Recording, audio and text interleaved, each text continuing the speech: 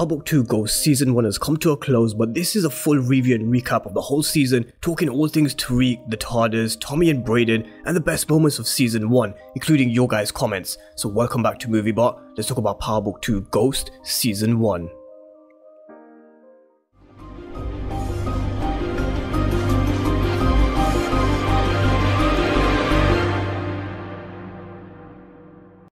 So I hope you're all doing great, and welcome to the full review and recap of Season 1 and just all things Season 1 of Power Book 2 Ghost, because as you guys know, I like to rewatch the episodes before creating my videos on storylines and doing my breakdowns, because sometimes it's just better watching it back over. You kind of spot things and pick up things that you never did before. And on my previous video, I asked some of you guys to comment your top moments of Season 1. So throughout this video, I'll drop those comments in when it's relatable on Tariq, Tommy and Brayden and everything else. But first, if you're new to the channel, then remember to smash the subscribe button if you want to see everything Power Universe related. But let's just talk about Season 1 as a whole and just my general thoughts on Season 1 now that I've rewatched the whole season. And I love binge watching stuff, but I'm genuinely glad that we do get Power every week, because it gives us something to look forward to every Sunday and just break down key storylines, look at clues and foreshadows. And this is the spin-off that we really needed to be patient with at the beginning. Towards the end of Power, there was a bloodbath, and I mean a serious bloodbath, with a lot of major characters being killed off, with Ghost, Proctor, Angela and Julio earlier on in the season. But a lot of major characters were killed off, because you all know that nobody is safe in the world of Power. So because a lot of old characters were killed off, we were always going to be introduced to a new lawyer because there was no Proctor, and a new storyline, and that was pretty much with the Tardis.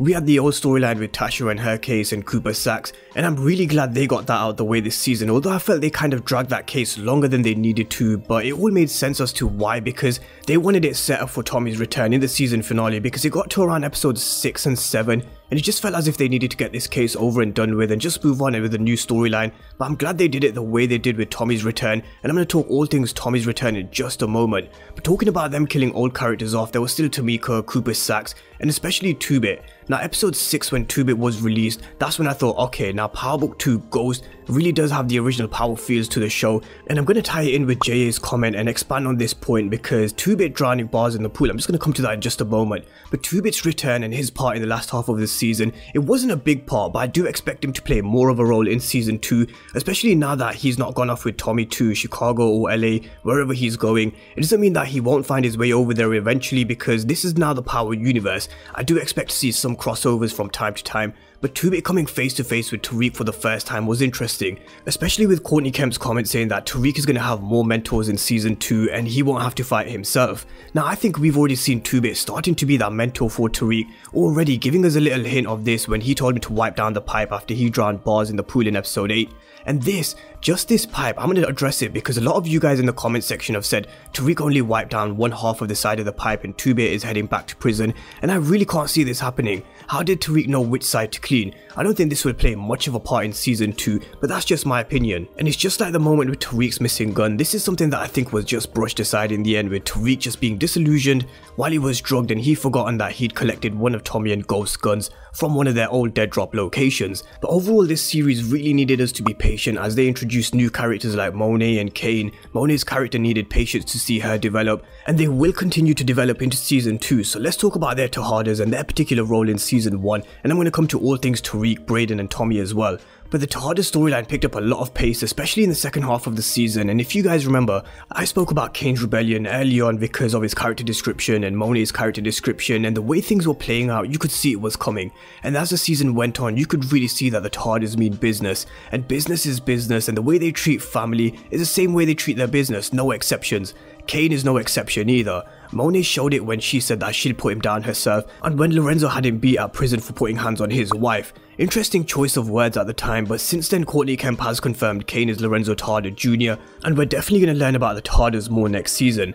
And this is something I'm excited about, especially now how they've built up the Tejadas over the course of Season 1, and I really see Monet's character developing even further. I think we'll see a lot more of Lorenzo, and hopefully Lorenzo being released from prison, because I would love to see the dynamics and power struggle between Monet and Lorenzo. And I say power struggle between Lorenzo and Monet because we've already seen Lorenzo not liking the way Monet is dealing with the things on the outside in the first first half of the season, and then again in the season finale when he gives her a direct order to go and get Kane back on their side because they need his help, because he's the solution. So if Lorenzo was to be released from prison next season, or whenever he does get released, if he gets released, the power struggle will really be interesting between the two. So this is just one to keep an eye on in the future, and I'm sure we'll come back and talk about this sometime in the future. But staying with the Tardis, Drew getting shot is something I'm glad that happened, because I think it's going to change him going into season 2. He still wants out of the game, but his destiny is his destiny to be the leader like Lorenzo said he is. And Kane, Jalil's comments about one of his favourites moment being Tariq punking Kane in episode 2 when he saw that Uncle Frank was a snitch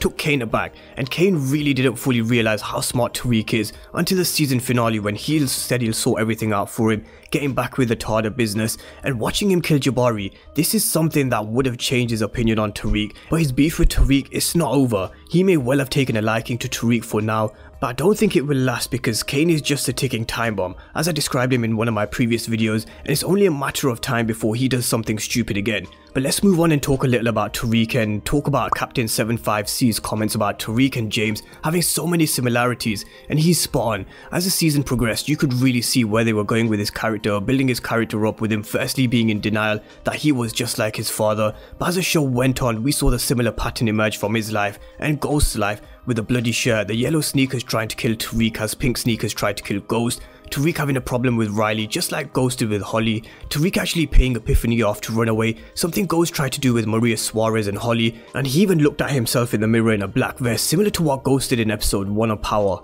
Now Tariq was really in denial about who he was becoming, and it was becoming clear that we were seeing the rise of Ghost throughout the early parts of the season, and he finally admitted that hopefully he one day is worthy of taking his father's name in a conversation with Tommy Egan. So Tommy Egan's return, this is one of the most popular comments that I got from some of you, and it was one of the favourite moments as well of season 1, but not for everyone because some thought they made Tommy look weak with how Monet pulled a gun on him, and by the way another Ghost-like maneuver that Tariq pulled. But the reason why I don't believe they had Tommy kill Tasha in this episode was because Heart of Darkness was all about Tariq, him accepting who he really is, him killing Jabari. It always comes down to him, his family and a gun. Heart of Darkness was about Tariq, and we really couldn't have Tariq come in and take his limelight because Tommy's gonna have all the limelight on Power Book 4 Force. He'll cancel Christmas on plenty of people on that show, but Power Book 2 Ghost is really about Tariq's rise. But just the way they left things with Tasha being moved into witness protection, Tommy promising that he'll catch her, this storyline isn't finished. It's far from finished, and this is why I'm excited about the Power universe, because they've just opened up the storyline majorly. And the last one, Brayden's character, no doubt they're creating parallels to Tommy. Brayden in episode 6, he really held his own. He showed that he could sell on streets and nothing phases him. He comes from a privileged background, but he relishes being in the game because this is the only one thing he's good at. Sounds just like Tommy, and I do think his character will continue to develop, and I stand by what I said earlier on in the season that his character will develop the most alongside Tariq, because just like he gets a buzz out of selling and being in the game, let's just wait till he gets his first kill because he seems like he'll really be a bloodthirsty character.